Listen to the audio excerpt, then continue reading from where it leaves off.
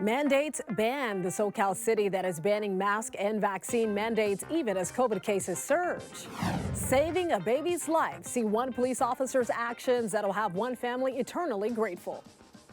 You're watching The Rundown. Hello, everyone. I'm Robin Winston. COVID cases are rising again, but the Huntington Beach City Council voted to ban mask and COVID vaccine mandates. It passed in a narrow 4-3 vote. The mayor pro tem said mask mandates put in place at City Hall and other government buildings unnecessarily limited people's freedoms. There is an exception for private businesses, which still have the right to require vaccines and masks. The FDA is planning to approve updated versions of the COVID booster as early as Friday. The latest booster is designed to target the XBB.1.5 Omicron subvariant, but experts say it should still provide protection against current circulating subvariants, which are closely related. Once the FDA greenlights the new boosters, the CDC will issue its own recommendations on who should get vaccinated. As the Hollywood strikes drag on, a record number of actors and writers are now facing eviction. The Motion Picture and Television Fund president told The Hollywood Reporter that actors, writers, and crew members are being hit by both the work stoppage and the end of COVID tenant protections. There is growing concern of industry workers losing their homes and being unable to pay their bills. The Entertainment Community Fund has given out more than $5 million to some 2,600 film and TV workers since the strikes began. It has also provided $1,500 grants toward individuals to help pay rent. Comcast, a corporation that owns our parent company, NBC Universal, is represented by the Alliance of Motion Picture and Television Producers. Some employees of the NBC News Group are represented by the WGA and SAG-AFTRA. Question for you. Are you ready for warmer weather? I'm not. Meteorologist Valinda de Leon is tracking a warming trend that includes triple digits. Hi there. Well, the main headline for us here in Southern California is going to be the rise in temperatures. It's going to feel like summer again over the weekend. But there's another thing I want to talk about. I'm going to show you Hurricane Hova. This is a Category 5 hurricane to the southwest of Baja California. Now, this system is traveling towards the west-northwest. It's not coming in our direction, but indirectly, it will be impacting us. Expect more clouds as we head into the weekend and high surf. The reason I bring that up is because the temperatures are going to be heating up over the weekend, and you might be tempted to head to the beach to beat the heat. Just know that there might be a high risk of rip currents and dangerous swimming conditions. The temperatures are expected to rise through the weekend. Look at the trend in Santa Clarita. We're going to be in the triple digits by Saturday. Still pretty hot Sunday and Monday. It's not until the middle of next week when the temperatures start to come down. Stay safe. A family from the Inland Empire is fighting for change while fighting through heartbreak. Ruby Navarro and her 3-year-old daughter, Allergies, were walking home from a park in Riverside last Thursday when tragedy struck. The driver of a red motorcycle hit them and just took off. Allergies died 4 days later on Monday, just weeks before her 4th birthday. She's just like an amazing little girl. She had just gotten her little bike like 3 days before that. And it just breaks my heart because if they had never gotten that bike, she would be here right now. We just want them caught now. Not tomorrow, not the day after, now. They know where he's at, they know where he lives, but he's still walking free while my little niece she's not even breathing. The CHP tells us they are investigating but would release no more information about the case. Ruby, who is 5 months pregnant, is still recovering in the hospital. Both she and her baby are expected to be okay. Her family wants the city to add a stop sign saying cars always speed through their neighborhood. A grieving community gathered for a candlelight vigil to honor the victims of the mass shooting at Cook's Corner, where a gunman killed 3 people and wounded 6 others.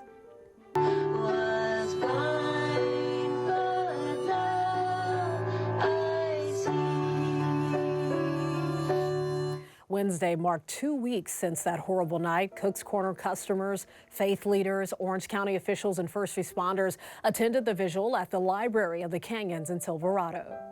And I just hope and pray that we can just all come back together and make this right. And I'm sure of it because we have the best community and friends and folks there are. A tragedy like this that hits home for so many people, even for people that weren't intimately involved, feel compelled to join together. Cook's Corner reopened last Friday. There's a renewed complaint about RVs and vans parked near a school and church in Venice. Those who live or work in the area say they're witnessing the homeless crisis up close and often too close. Some of these RVs are parked right outside the playground of a preschool where children play. They have already been multiple break-ins at the school.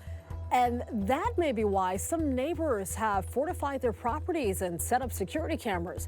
Neighbors say they've called different city departments to do something about rows of RVs, vans, even tents taking up parking spots along Venice Boulevard, although large vehicles are prohibited from parking overnight.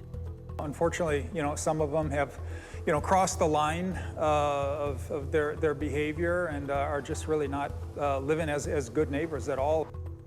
The Office of City Council member Tracy Park says city staffers are planning to conduct an outreach operation in the area to remove the encampments and offer temporary housing to those living there. Stuffy noses, itchy eyes. If you're suffering from these symptoms, it could mean allergy season is rolling into fall. Lauren Petty with our sister station in Chicago has some ways to get relief. You may be sad summer is slipping away, but that's likely not why you're reaching for these. I'm allergic to grass, I'm allergic to ragweed, mold, trees. Tiffany Nelson is at the allergist looking for relief. Terrible postnasal drip that causes a cough, a little bit of a sore throat, sneezing, itchy eyes, itchy nose. The works. The biggest allergy symptoms that I think people are feeling right now are really due to the weeds. Weeds and ragweed are causing symptoms, along with mold, at a time when germs are also spreading with kids back in school. It's very confusing because back to school time is also when weeds are kind of at its peak and are peaking. That's why symptoms matter. Itchy and watery eyes are more likely allergies than a virus like a cold or even COVID. Typically, we will not see fevers with allergies. We see that with colds. Also, we don't see a lot of green or yellow mucus with allergies. Over-the-counter antihistamines can help, and steroid nasal sprays can be used at the same time. But keep in mind, those take about a week to kick in, so you have to be consistent with them for at least a week. if you're looking for relief and the brand name you normally pick up isn't available, doctors say don't be afraid to grab the generic. For most people, the generic works just as well as the name brand, and usually it's a lot more cost-effective too. Tiffany was taking multiple medications multiple times a day, so she decided to try allergy shots instead. Taking all of that medication is kind of a lot, and then it's expensive and frustrating. Taking so much, and I'd rather not, so the shots will help me. The shots require regular office visits for months, but Tiffany is hopeful. Go see your allergist if you're not sure. If you're not sure if the medications you're taking aren't right, if you don't feel any relief from them. Lauren Petty, NBC News. Part of Sunset Boulevard could soon be named after the late game show host and animal rights activist Bob Barker. The animal rights organization PETA is campaigning to name a stretch of Sunset Boulevard after Barker. About a decade ago, he donated $2.5 million to help the group open its West Coast headquarters. For decades, he worked tirelessly to support PETA's causes, such as discrediting the fur industry and also encouraging pet owners to spay and neuter their dogs and cats. Such a kind and generous person. Every time we saw him, he just wanted to know how he could help. PETA says it has already had talks with Councilman Hugo Soto Martinez's office about the change, but it's not clear how long that process could actually take. Things are taking a dark and twisted turn at Universal Studios Hollywood. Halloween Horror Nights is back. The back lot is featuring 8 haunted houses and a brand new terror tram this year. We're told the ride is scarier than ever, with some giant insect exterminators out to get rid of those park's human pests once and for all. And this year's haunted houses are inspired by classics like Child's Play, The Evil Dead, The Exorcist, and Universal's famous monsters. There are also mazes inspired by new favorites like Stranger Things and The Last of Us. Tickets are available through October 31st. An Arizona police officer jumped right into action to help save a baby's life. NBC's Chase Golightly spoke with the officer about that day and how he just happened to be at the right place at the right time. And I just remember just running up and grabbing the baby from her arms right away. What's going on? Oh, we need help. Terrifying moments for a young Mesa mother and officer Shaquille Perez when this 1-year-old boy stopped breathing. It was the first time in my entire life that I've had to respond like this to an infant. Officer Perez with the Mesa Police Department was at the light rail station near Dobson and Main Street, responding to a separate call when the boy's mother, who was rushing to the hospital, saw Perez's police cruiser and stopped. A decision that may have saved her son's life. I don't know what would have happened if they hadn't. Perez took the unresponsive child and started performing CPR on him. After a few seconds, okay, he's looking at me, he's blinking. The baby's eyes opened and he started breathing. It was at this point when, by pure luck, a retired paramedic happened to be at the same light rail station and also helped save the boy's life. His eyes are kind of fluttering back and forth now. Taking him out of the sun and into the air-conditioned cruiser, the paramedic continued working on the boy. Then, a sound that sent a wave of relief to everyone. Okay, all right, that's good. He's crying, so we're getting some noises from him, okay? He's gonna be okay. Firefighters arrived and took the child to the hospital, Perez following behind to make sure they arrived safely. Because for Perez, this was personal. I noticed that you're married. Do you have any kids yourself? Not yet. We are expecting. So it's definitely one of those situations where, one, it was super eye-opening. Thinking about his future child while saving another. It was kind of an emotional time for sure, and there was a lot of feelings that came up while I was helping baby, and then as soon as I found out that he was fine after the fact, it's kind of when, go back to the car, you sit by yourself, and you start really thinking and replaying kind of what happened, and it was a crazy feeling for sure.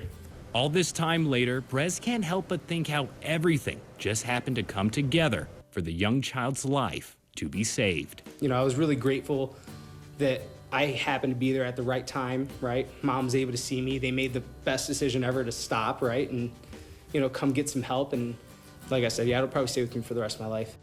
No hesitation. He's a hero and jumped right into action. You can always get news and weather updates on the NBCLA app and our website, NBCLA.com. And be sure to tune into Today in LA on NBC4 weekdays 4 to 7 a.m. I'll be helping you get around with traffic reports throughout the morning. I'll see you next time on The Rundown.